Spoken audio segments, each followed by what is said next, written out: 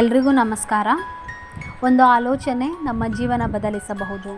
ಇವತ್ತಿನ ದಿನ ನಾವು ಅಧ್ಯಾಯ 28 ತಾಯಿ ನಿನ್ನ ರೂಪಗಳೆಷ್ಟೋ, ತಾಯಿಯ 9 ರೂಪಗಳು ಭಾಗ 2. ಹಿಂದಿನ ವಿಡಿಯೋದಲ್ಲಿ ನಾವು ತಾಯಿಯ 3 ರೂಪಗಳು ಯಾವುದು ಅನ್ನೋದನ್ನು ನೋಡಿದ್ವಿ. ಈಗ 4ನೇ ರೂಪದಿಂದ ಶುರು ಮಾಡೋಣ. ತಾಯಿಯ 4ನೇ ರೂಪ ಯಾವುದು ಅಂದರೆ ಮನನಿ ಮಾತೆ. ಮನನಿ ಅಂದರೆ ಮನನ ಮಾಡಬಲ್ಲಂತಹ ತಾಯಿ. ಈಗ ನಾವು ಕೇಳುವ ಮೂಲಕ ಅಥವಾ ಏನನ್ನು ನೋಡುವ ಮೂಲಕ ಅದನ್ನು ನಾವು ಮನನ ಮಾಡಿಕೊಳ್ಳದೆ ಹೋದರೆ ಅದು ಕಾರ್ಯರೂಪಕ್ಕೆ ಬರುವುದಿಲ್ಲ. ನಾವು ಏನನ್ನೇ ನೋಡಲಿ, ಏನನ್ನೇ ಕೇಳಲಿ, ಅದನ್ನು ಮನನ ಮಾಡಿಕೊಳ್ಬೇಕು. ಗರ್ಭಾವಸ್ಥೆಯೂ ಸಹ ಅಷ್ಟೇ ಒಂದು ಮೌಲ್ಯಯುತ ಸಮಯ. ಅದಕ್ಕೆ ನಾವು ಏನನ್ನು ಒಳ್ಳೆಯದನ್ನು ನೋಡ್ತೀವಿ, ಒಳ್ಳೆಯದನ್ನು ಕೇಳ್ತೀವಿ, ಅದನ್ನು ನಾವು ಮನನ ಮಾಡಿಕೊಳ್ಳಬೇಕು ಅನ್ನೋದಕ್ಕೆ. ತಾಯಿಯೂ ಸಹ ಯಾರು ಆ ರೀತಿಯಾಗಿ ಮಾಡ್ತಾರೆ ಅವರು ಪ್ರಜ್ಞಾವಂತ ತಾಯಿ ಆಗಿರ್ತಾಳೆ. ಹಾಗಾಗಿ ತಾಯಿಯೂ ಸಹ ಮನನಿ ಮಾತೆ. ತಾಯಿಯ 4ನೇ ರೂಪ ಮನನಿ ಮಾತೆ. ಈಗ ಕೆಲವರು ಬರೀ ಕೆಲಸ ಆದ ತಕ್ಷಣ ಮೊಬೈಲ್ ಹಿಡ್ಕೊಳ್ಳೋದು, ಸೋಷಿಯಲ್ ಮೀಡಿಯಾ ನೋಡೋದು, ಇದೇ ಕೆಲಸವನ್ನು ಮಾಡ್ತಾ ಇರ್ತಾರೆ. ಆದರೆ ಇದನ್ನು ಮಾಡೋದು ಒಳ್ಳೆಯದಲ್ಲ. ನಾವು ಏನು ಮಾಡಬೇಕು ಅನ್ನೋದಾದರೆ, ಗರ್ಭಿಣಿ ಸ್ತ್ರೀಯರು ಇದ್ದಾಗ ಗರ್ಭ ಸಂಸ್ಕಾರದ ಬಗ್ಗೆ ತಿಳಿದುಕೊಳ್ಬೇಕು, ಮಕ್ಕಳ ಬಗ್ಗೆ ತಿಳಿದುಕೊಳ್ಬೇಕು. ಇದರಿಂದ ಭಜನೆ ಇದನ್ನೆಲ್ಲ ನಾವು ತಿಳಿದುಕೊಳ್ಳೋದು ಮಾಡೋದು ಆದರೆ, ಧ್ಯಾನ ಜಪ ಇವುಗಳನ್ನೆಲ್ಲ ಮಾಡೋದು ಆದರೆ ಉತ್ತಮ ಸಂತಾನಕ್ಕೆ, ಭವಿಷ್ಯದ ಸಂತಾನಕ್ಕೂ ಸಹ ಉಪಯುಕ್ತವಾಗಿರುತ್ತೆ. ಇನ್ನೊಂದು ತಾಯಿಯ 5ನೇ ಜನ್ಮವೆಂದರೆ ಸೇವಾನಿ ಮಾತೆ. ಇದು ಏನು ಅಂದರೆ, ಒಬ್ಬ ಮಹಿಳೆ ತಾಯಿಯಾದಾಗ ತನ್ನ ಸಂತಾನದ ಮುಂದೆ ಅವಳ ಸ್ವಂತ ಜೀವನ ಗೌಣವಾಗಿ ಬಿಡುತ್ತೆ. ಎಲ್ಲವೂ ಅವಳು ಮಗುವಿಗೋಸ್ಕರನೇ ಕೆಲಸವನ್ನು ಮಾಡ್ತಾ ಹೋಗ್ತಾಳೆ. ಸೇವಾ ಮನೋಭಾವದಿಂದ, ನಿಸ್ವಾರ್ಥತೆಯಿಂದ, ಭಕ್ತಿಯಿಂದ ಮಗುವನ್ನು ನೋಡ್ಕೊಳ್ಳೋದಕ್ಕೆ ಶುರು ಮಾಡ್ತಾಳೆ. ಹಾಗಾಗಿ ಅವಳಿಗೆ ಸೇವಾನಿ ಮಾತೆ ಅಂತ ಹೇಳಿ 5ನೇ ಜನ್ಮವನ್ನು ಪಡಿತಾಳೆ ಅಂತ ಹೇಳಲಾಗುತ್ತೆ. 6ನೇ ಜನ್ಮ ಸಂತೋಷಿ ಮಾತೆ. ಈಗ ಕೆಲವರು ಗರ್ಭಧಾರಣೆಗೂ ಮೊದಲು ಕೆಲವು ಮಹತ್ವಾಕಾಂಕ್ಷೆಯನ್ನು ಹೊಂದಿರ್ತಾರೆ. ಉದ್ಯೋಗದಲ್ಲಿ ಆಗಲಿ, ವೈಯಕ್ತಿಕ ಜೀವನದಲ್ಲಿ ಆಗಲಿ ಕೆಲವು ನಿರೀಕ್ಷೆ, ಆಸೆ, ಕನಸುಗಳನ್ನು ಇಟ್ಕೊಂಡಿರ್ತಾರೆ.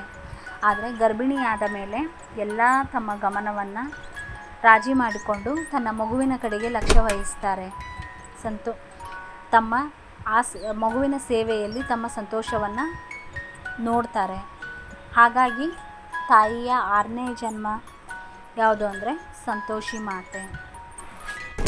ತಾಯಿಯ 7ನೇ ಜನ್ಮ ಅಂದರೆ ಸಾಕ್ಷಿ ಮಾತೆ. ಇದು ಏನು ಅಂದರೆ ಸುಮ್ಮನೆ ನೋಡುವುದು, ಜೀವನವನ್ನು ಗಮನಿಸುವುದು, ಏನಾಗುತ್ತದೆ ಅನ್ನುವುದನ್ನು ಅರ್ಥ ಮಾಡಿಕೊಳ್ಳಲು ಸುಮ್ಮನೆ ನೋಡುತ್ತಾ ವರ್ತಮಾನದಲ್ಲಿ ಬದುಕುವ ಜೀವನವನ್ನು ನೋಡಲು ಕಲಿಯುತ್ತಾಳೆ. ಗರ್ಭದಲ್ಲಿ ಆಗುವ ಅನುಭವ, ಅದು ಯಾವ ಅನುಭವ, ಅವಳು ಅದನ್ನು ಅನುಭವಿಸುತ್ತಾಳೆ, ಅರ್ಥ ಮಾಡಿಕೊಳ್ಳಲು ಶುರು ಮಾಡ್ತಾಳೆ. ಆ ಅನುಭವದೊಂದಿಗೆ ಬದುಕ್ತಾಳೆ ಮತ್ತು ಓಡಾಡ್ತಾಳೆ. ಎಚ್ಚರ ಸ್ಥಿತಿಯಲ್ಲೂ ಮಲಗಿದಾಗಲೂ ಅನುಭವಿಸ್ತಾ ಇರ್ತಾಳೆ. ಈಗ ಈ ಗರ್ಭಾವಸ್ಥೆಯನ್ನು ಕಡಿಮೆ ಮಾಡಲು, ಹೆಚ್ಚಿಗೆ ಮಾಡಲು ಸಾಧ್ಯವಿಲ್ಲ.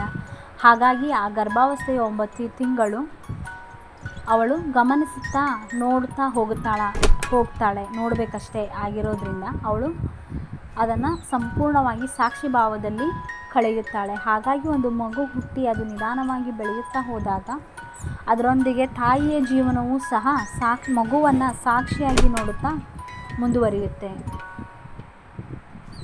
ಈ ಭಾವನೆಯು ನಿದ್ರೆಯ ಸಮಯದಲ್ಲಿಯೂ ಸಹ ಜಾಗೃತವಾಗಿರುತ್ತೆ. ಇದರಿಂದಾನೇ ಮಗು ಸ್ವಲ್ಪ ಹೊತ್ತರೂ ಕೂಡ ಗಾಢ ನಿದ್ರೆಯಲ್ಲಿದ್ದರೂ ಕೂಡ ತಾಯಿಯು ತಕ್ಷಣ ಎಚ್ಚರಗೊಂಡು ಮಗುವನ್ನು ನೋಡಿಕೊಳ್ತಾಳೆ. ಇದೇ ಈ ಜಾಗೃತಿಯ ಭಾವವೇ ಅವಳ ಸಾಕ್ಷಿ ಮಾತೆಯ ಗುಣ ಆಗಿದೆ. ತಾಯಿಯ 8ನೇ ರೂಪ ಕ್ಷಮಾ ಮಾತೆ. ಮಹಿಳೆಯು ತಾಯಿಯಾಗುವ ಮೂಲಕ ಕ್ಷಮಿಸಲು ಕಲಿಯುತ್ತಾಳೆ. ಸಣ್ಣ ವಿಷಯಗಳನ್ನು ಮನಸ್ಸಿನಲ್ಲಿ ಇಟ್ಟುಕೊಳ್ಳದೆ ನಗುವಿನೊಂದಿಗೆ ಎಲ್ಲವನ್ನ ತೆಗೆದುಹಾಕಿ ಕ್ಷಮಿಸಲು ಕಲಿತಾಗ ಅವಳನ್ನು ಕ್ಷಮಾ ಮಾತೆ ಎಂದು ಕರೆಯಲಾಗುತ್ತೆ. ಮಗುವಿನಿಂದಾಗಿ ತಾಯಿಯು ಕ್ಷಮಿಸಲು ಮತ್ತು ಕರುಣಾಮಯಿಯನ್ನಾಗಿ ಮಾಡುತ್ತದೆ, ಕ್ಷಮಿಸಲು ಕಲಿಸುತ್ತದೆ. ತಾಯಿಯ ಈ ರೂಪದಲ್ಲಿ ಕ್ಷಮೆಯೊಂದಿಗೆ ಮೋಕ್ಷವೂ ಕೂಡಿದೆ.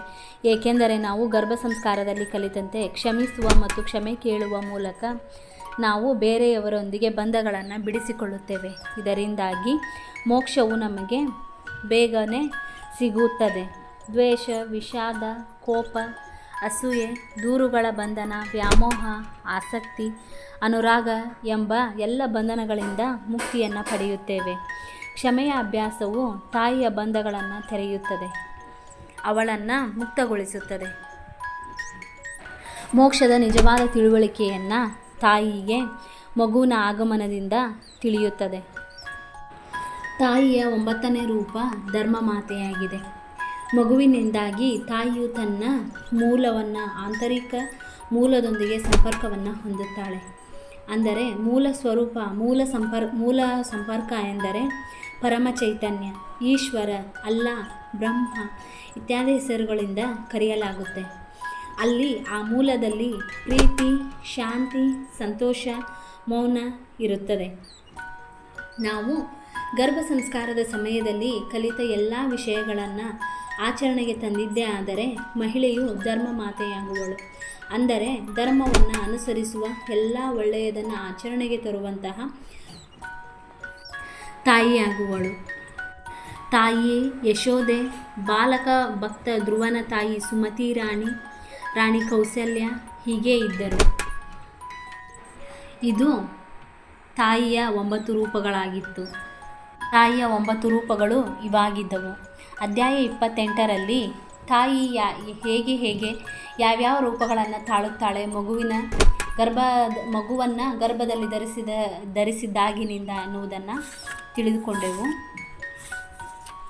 ಮುಂದಿನ ವಿಡಿಯೋದಲ್ಲಿ ಕೆಲವೊಂದು ಸಂದೇಹವಿರುವಂತಹ ಪ್ರಶ್ನೆಗಳಿಗೆ ಉತ್ತರವನ್ನು ನೀಡುತ್ತಾ ಹೋಗುತ್ತೇನೆ. ನಾನೇ ಪ್ರಶ್ನೆಗಳನ್ನು ಮಾಡಿಕೊಂಡು ಉತ್ತರಗಳನ್ನು ನೀಡುತ್ತಾ ಹೋಗುತ್ತೇನೆ.